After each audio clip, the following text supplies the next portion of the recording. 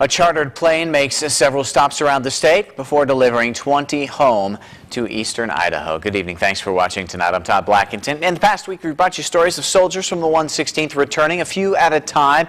Today, it was a bigger number of people coming home. Over 20 soldiers from the 116th returned to Idaho Falls.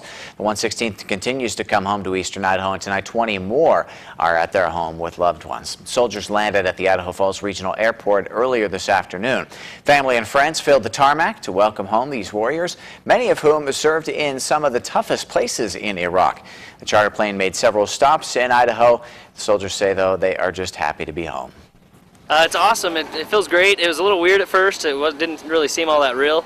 I couldn't get out of my mind, honestly, as we were landing and stuff.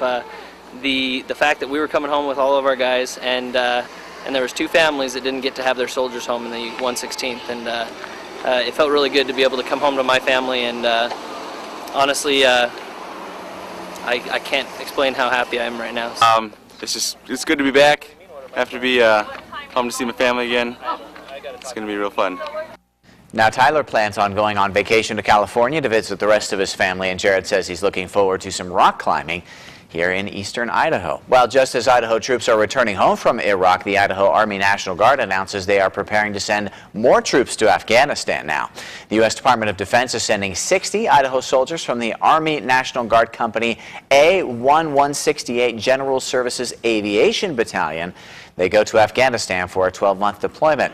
They'll leave Fort Hood, Texas in April of 2012 for 2 months of training in Texas, and then in June they will make their way to Afghanistan. This amounts to 8 Black Hawk helicopters and 60 men and women.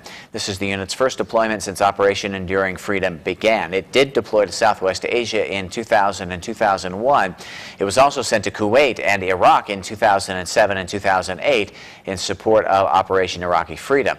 Nearly all of the soldiers that will be deploying in April are from the Treasure Valley.